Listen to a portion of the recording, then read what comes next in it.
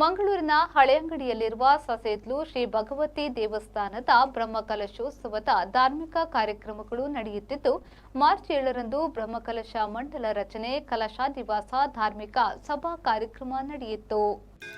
ಶ್ರೀ ಕ್ಷೇತ್ರದಲ್ಲಿ ಮಾರ್ಚ್ 7ರಂದು ಪ್ರಾಯಶ್ಚಿತ್ತ ಹೋಮ, ತತ್ವಹೋಮ, ತತ್ವ ಕಲಶ ಗಣಯಾಗ, ಬ್ರಹ್ಮಕಲಶ ಮಂಡಲ ರಚನೆ, ಕಲಶಾದಿವಾಸ, ಆದಿವಾಸ ಹೋಮ ನಡೆಯಿತು. ನಂತರ ನಡೆದ ಧಾರ್ಮಿಕ ಸಭಾ ಕಾರ್ಯಕ್ರಮದಲ್ಲಿ ಗುರುಪುರ ವಜ್ರದೇಹಿ ಮಠದ ರಾಜಶೇಖರಾನಂದ ಸ್ವಾಮೀಜಿಯವರು ಆಶೀರ್ವಚನ ನೀಡಿದರು.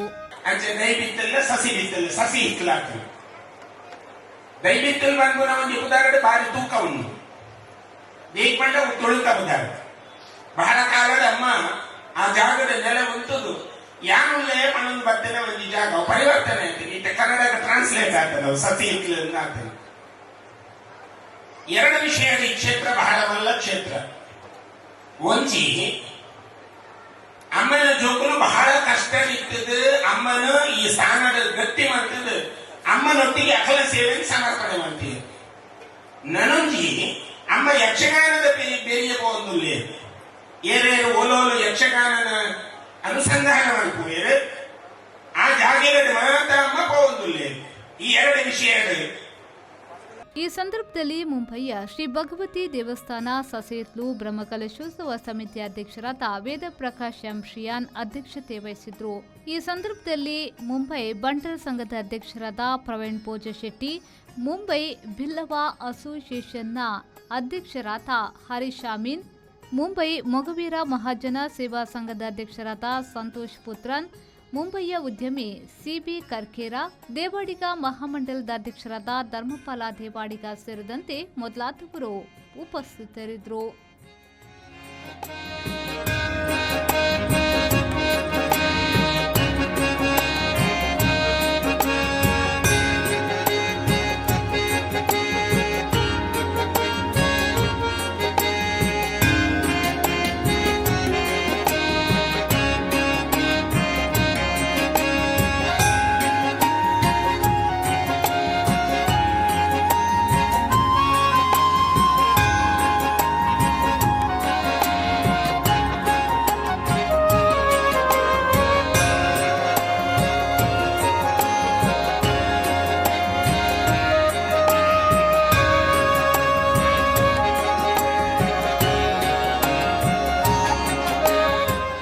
ಶರಸಾದ್ಯನ್, ವಿ4 ನ್ಯೂಸ್, ಮಂಗಳೂರು.